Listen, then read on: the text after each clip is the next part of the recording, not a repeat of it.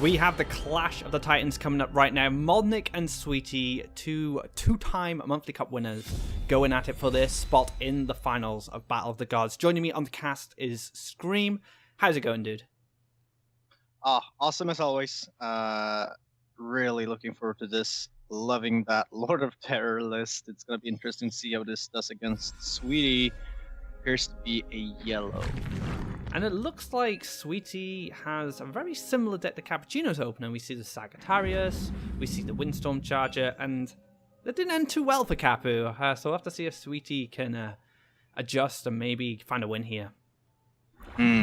Totally. Bringing up lists myself here, actually, to have a little bit of a cheating here. To be able to see what they're playing. It's kind of interesting, though. The Lord of Terror... We saw that from Modgnik earlier, and it was, well, it won him basically. I would say the whole series going, those 2 victories there. It's gonna be interesting to see how good it does now versus this yellow. So this is more like a yellow tempo deck that uses Sagittarius, the Kalim's Prayer, the Chargers to get good clears. Can usually trade up the curve thanks to its ability. But also has Zealous Crusaders. We didn't see anything from Cappuccino in the previous game, but I'd be surprised if it wasn't using it as its win condition. Modgnik building like he has every match he's played this deck, just chilling out next to his orb, building some land, and waiting for those combos. Yeah, it's 100% running Zealous Crusaders, the Sweety list does, and even more so when you're running Sagittarius, who's gonna stand over there and try and get some free pings and damage off against your orb. It's just gonna make those Zealous Crusaders a lot bigger. And we see the prayer coming, just a cycle here. 1 Faeria as well, generated by the Sagittarius. Every time a creature of yours does hit the orb, you will gain a Faeria, and this does add up. And especially with 2 on the board, so Sweety's economy is going to be very good. And Modgnik, just dropping the Storm Spawn down, it'll clear the Charger for free now. They'll trade off, and Modgnik would be pretty happy with that trade, since it'll relieve a bit of pressure from him. Yeah, Lord of Terror right in front of the Sagittarius could be a quite interesting placement, right? To be like, yeah, sure, shoot if you want, right? And it's gonna ping some damage. Obviously, it would make Sweety not shoot, but alright, he gets the Desert down there. He's going for face. Might even drop the Zealous Crusader here. I like this, just keep the it's at pressure up. 6. Yeah, a 6/6 Zealous. You're paying 4 for 6/6, and you said previously when talking about the Archon that, paying 4 for a 6/6 is probably, the best value you can get at that moment. Obviously, this could have been even bigger, though, but, at least as a card with that stat line, that's great. Although Sweety has developed a lot of tempo here, Modgnik can respond. He has Double Famine, he has Hellfire, he has Law Thieves to keep digging deeper into his deck. So he can go for the Double Famine. He would want to do this first. I think there was a bit of a... Yeah, he needs to do this first. So if he's played his Law Thief, he would have lost the Law Thief, right? He doesn't want that. No, he's doing it the right order right now. Oh, look at that board clear. Oh my goodness. Quite good. Sweety with 16 Faeria and 2 interesting cards in hand. Two cards that are not going to have too much impact. So he's going to go for the draw. Another prayer off the top. That is brutal. And yeah, it does not help him much. And Law Thief going to come down now. Dig deep into Modgnik's deck. Find that damage. Plague Bearer, nice response here. Another Lord of Terror down as well in case he needs to recharge his burn. And Modgnik, once again, just flipping the board with tremendous amounts of removal. And Sweety playing from behind. Oh, no, not the draw you want. Okay. He's going to have to Wind Soldier to the orb now just to activate a prayer to try and find a creature. Boom. Alright. Huh. I guess. You can afford it. Right? Yeah, I mean... What choice do you have? There's not many other targets you're going to Last Nightmare in this deck, so you might as well take it. Now, Last Nightmare on an empty board is usually a bad idea for the yellow player, because they don't gain initiative from it. But when you're sitting on 16 Faeria, it's a kind of a different. You have a different perspective on things. You have the resources to use. When you have, yeah, exactly. When you have so much Faeria to spend that you're probably never gonna spend it all, then you might as well. Also knowing that Modgnik, if he left it there for another turn, then Modgnik could have done a lot more damage to you. So it's a win con for Modgnik. So you're removing that, and that's important. Hey, wait. Sweety finally finding a creature he can use, and that last nightmare setup removes the taunt out of the way as well, so it makes this monk more likely to hit. The prey can come down, draw even more cards, gain more Faeria, but not finding what he needed. He really wants a Zealous Crusader, but Shaitan Demon will do. I will do. And set the charger in the double collection spot just to keep his economy nice and topped up. If his board gets answered at the orb, he may still have that charge to double collect for him and then continue the aggression. That flash wind next turn as well does provide a damage source for him if he needs it. So Modgnik needs to find the perfect line here, I think, to pull this off.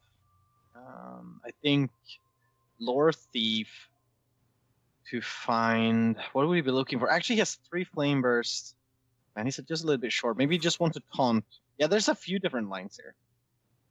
I mean, he could Lore Thief for the Famine, but he's already on 9 cards now, so the draw kind of let him down a little bit there. Well, actually, he has a Cypher's Wrath hiding in this hand, and there's so many cards.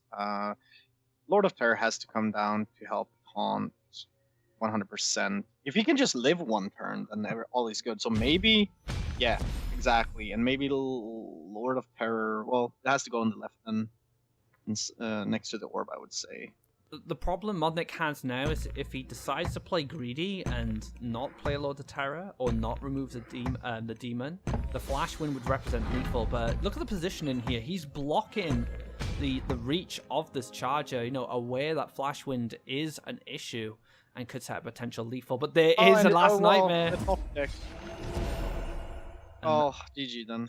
Yeah, and that's going to be it. So Sweety taking out this burn deck that has caused so much trouble for players in this tournament so far. Well done to him. We'll see then if Modgnik has it in him or in his other lists to perform well. I mean, we saw... Is it the yellow one we saw? We saw the yellow one, right? Yeah, Yellow Rush. Let's see what he picks this time, though. And he has green-blue Disciples. Yep. Which he mentioned in his interview was based on Noah's list. I know Noah got to God rank with that list last season pretty quickly, because I'm pretty sure a lot of players knew what to do against it. Because it's especially against Green-Red, because Green-Red was very popular at that time, and the pings just didn't affect the Disciple that much with the Elderwood Embrace. But the Yellow Rush coming down, and so Sweety is going to be putting a Yellow Mirror here, but Modgnik being the more aggressive player.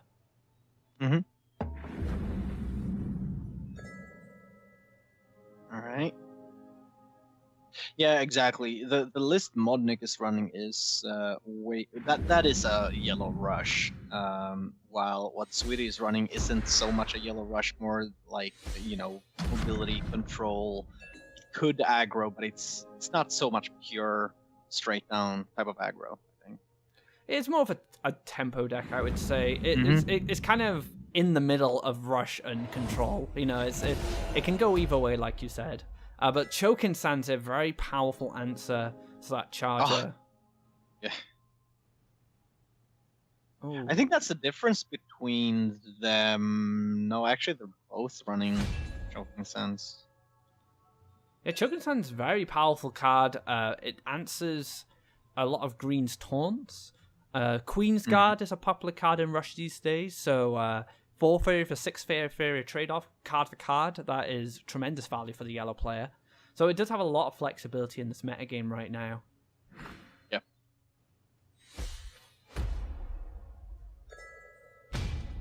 And takes just passes here. Deathwish Ghoul trying to hold the line, protect this Sagittarius. But Modgnik, he's going to want to develop lands anyway. So he's potentially just gonna Soul Drain, clear the 1/3, then send a follower in, but he might want to keep the follower for when he has a prayer in hand. Yeah, that is true, but I think also growing the Zealous Crusader is important, so I think this is the right play. Also, he is standing on the land there, which is also always a little bit of a good thing. Yeah, no, it's a great strategy. You know, sitting on lands, forcing your opponent to build more lands. That's a resource they have to use. That's them not drawing an extra card, looking for an answer, or gaining an additional Faeria to make a better play. And look at this, he just takes the card draw. Yeah, which, you know, obviously having Soul Drain, he knows he can remove it when Soldier removes that. So he's gonna be able to get the Sagittarius down as well. So full board clear for Sweety here, and he keeps Explore in hand, so whenever he needs a burst of 2 Faeria or a piece of land, you know, he has that answer. Modgnik finding Kingsguard, so +1 Kingsguard looks like the play. Taunts up the Sagittarius, not allowing it to shoot at the orb. Powering up that Zealous Crusader. But what were we saying? Guards hate sand. They hate deserts. Oh, is that what we're saying? Yeah, I was waiting for a chance to say that. Choking Sand it's a one-off in this list, but it's, you know, it's for those moments where it's the perfect tool. It's like you need one in your toolbox basically, and that's why it's there, is for those perfect moments or those exact moments.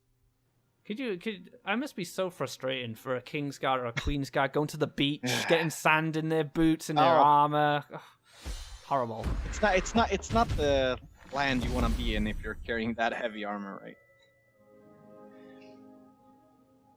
So these guys are back and forth right now. Sweety does have the Faeria advantage, and with this monk, he is going to be able to generate some card draw, additional resources, apply the pressure to Modgnik, and that Death Wish Ghoul, a great pickup here.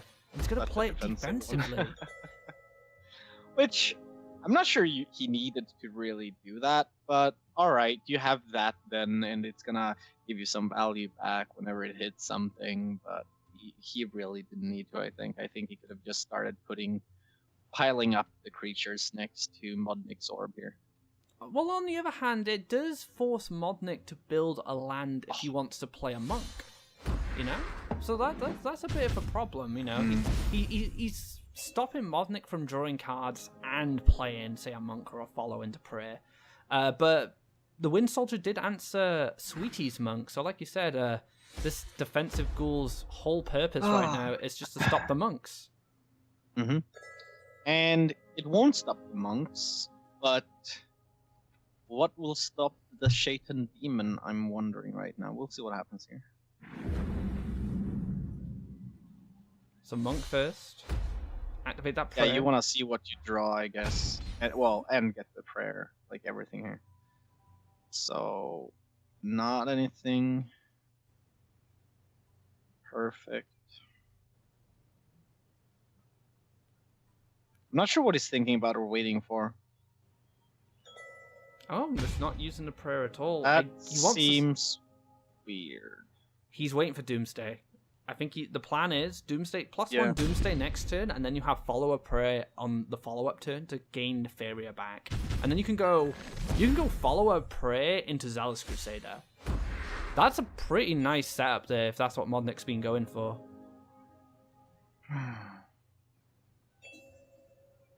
Okay, so he has the Doomsday.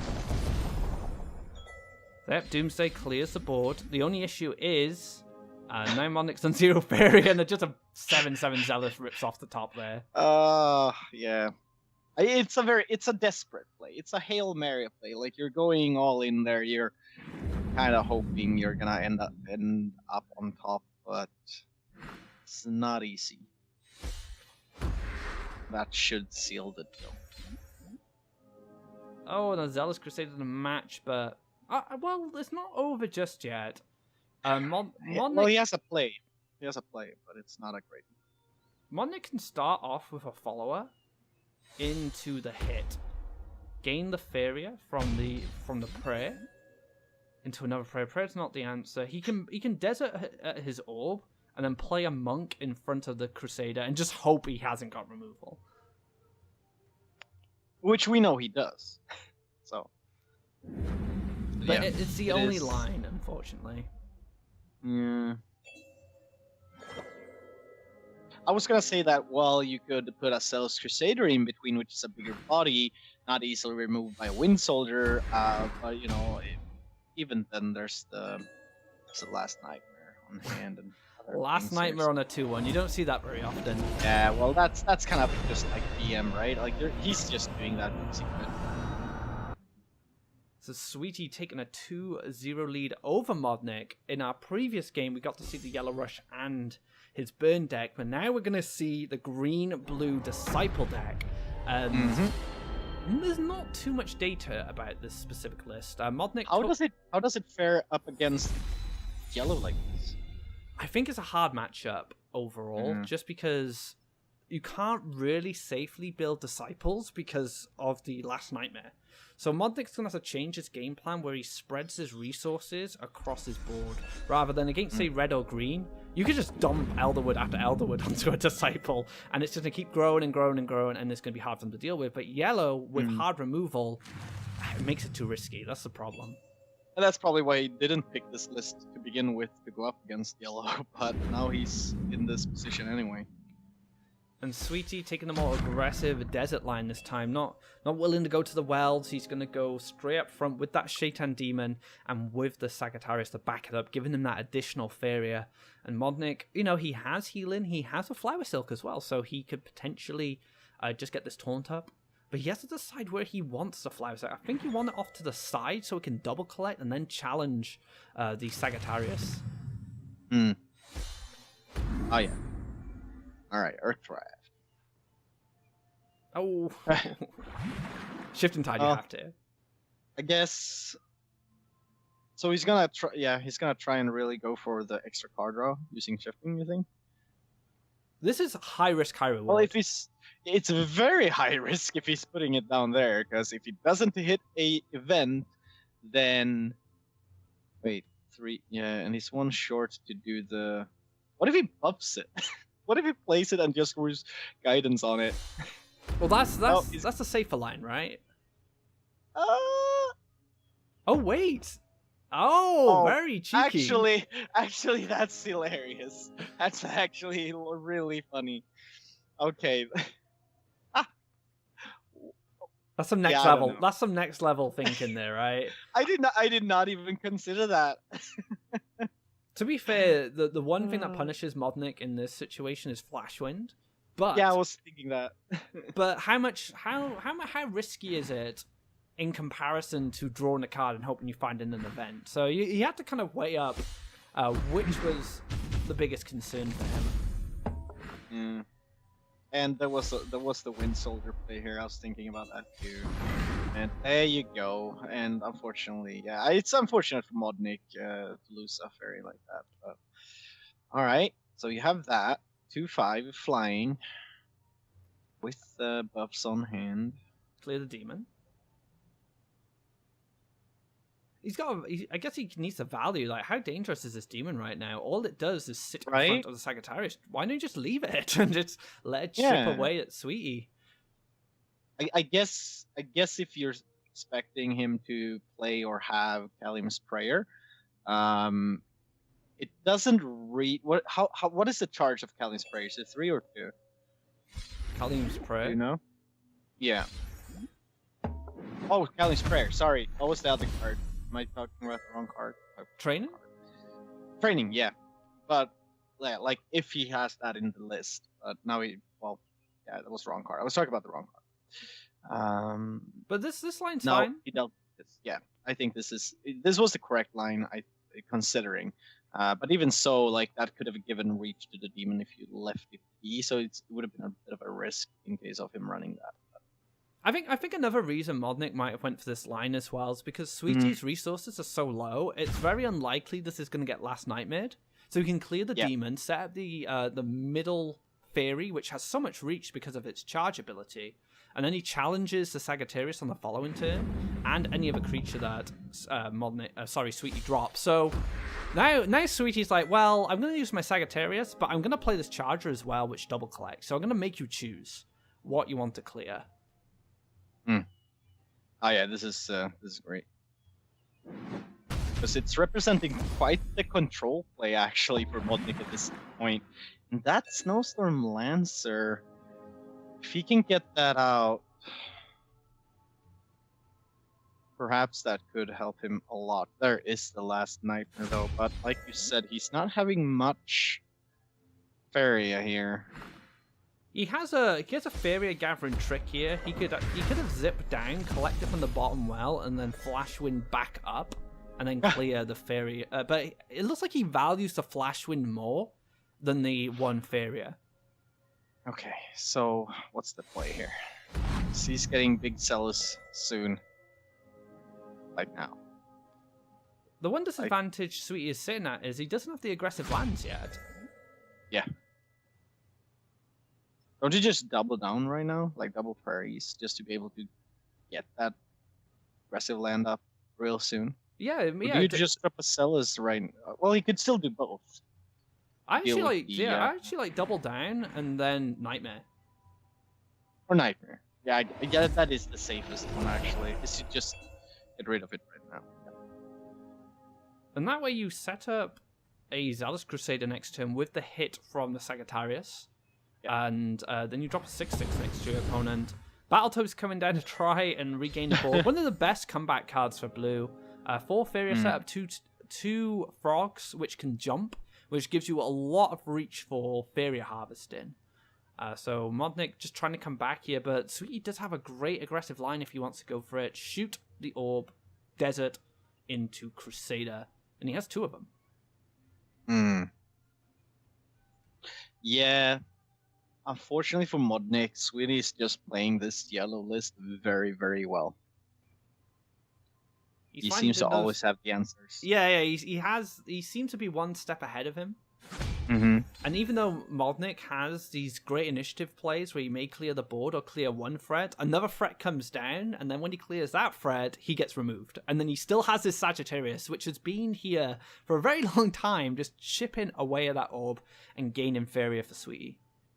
You gotta realize though, the list that Sweety is running, well, in a list like that, with yellow, it has an average cost of 2.8 Faeria, and you get 3 each turn, right?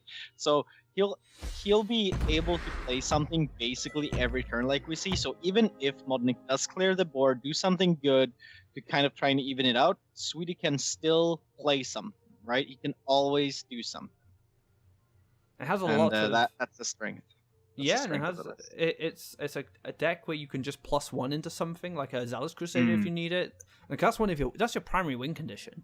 But if you don't have it ready, if it's not ready to come down because it's too weak, you have the monks to put pressure on. You have the chargers which can trade up, the archers to generate Faeria. It's a very flexible list with a lot of utility combined with those flash wins. And Modgnik now in a situation where he kind of needs to harvest Faeria, play a lake, and then frogify. But he needs to... But how do you do this? Because you want to clear the Sagittarius as well. Oh, he's just ignoring it. He doesn't care. Yeah. I think it's too late. Just knowing that Sweety can +1 next turn and have another Zealous Crusader on, that's going to be 7/7 at the point, I guess. Yeah, it's all happening a little bit too late here for Modgnik, unfortunately. He may shift and tide this Disciple, the player in Soul Drain, but doesn't do it. He feels that he can keep going. Now, Sweety has a choice. He can either +1 into the Zealous Crusade, like you said, or he could monk the Disciple, stopping any real aggression coming from Modgnik. Which one do you like? No, I just prefer to pile on the pressure with another Celis, because at this time, Modgnik doesn't have much income. Yeah, he can grow the Disciple a little bit, but it's not like he can take off and OTK or anything, so I wouldn't be too worried. It looks like Sweety's considering a monk play this turn to get more card Monk draw. is a good play still. Yeah, the monk is still a good play. Oh, he's going for the clear. Okay. Okay, yeah, sure. I thought the land setup was made so monk could go to the orb with the crusader. It kind of looked like that, but in the end he actually went for the disciple. So just trying to stop any real out for Modgnik here. But Frogify going to come down, slow things down. He's going to move his frog so he can make the clear. I was gonna say the Frogify is not so much a hard removal out because it kind of still leaves that 2/2 for your opponent. So he's forced to do this type of play, which is just a bit awkward, I think. And you know, there's a 7/7. Zealous Crusader, and Sweety's hand. You can go straight up for the Zealous Crusader, or you could +1 into. You could have +1 into Kaleem there. If you felt Actually, like that could be a fun play. Yeah, that could be. And I'm saying fun play because I'm not sure if that's like really the best at this point when you have a 7/7 rather. Oh, okay. So I was just about to say he could set up in the top right-hand corner because he has a flash wind, and it allows him to double collect when he makes the orb hit. So that's a really good heads-up spot there from Sweety, just identifying that flash wind's not doing a lot in his hand, and he can use it to gain Faeria instead at this point. So, what do you do, Modgnik? Do you feel forced to Frogify? Like I would feel very forced to do that play right there, but. I would say Frogify is the one right now, because if any top level player, when they see any yellow card set up in a position like that, they know there's a flash wind waiting. Right. Mm-hmm. It was very transparent. Yeah, it was very transparent, but it was a good line because it allowed Sweety to use a card in his hand which is currently dead. Yep.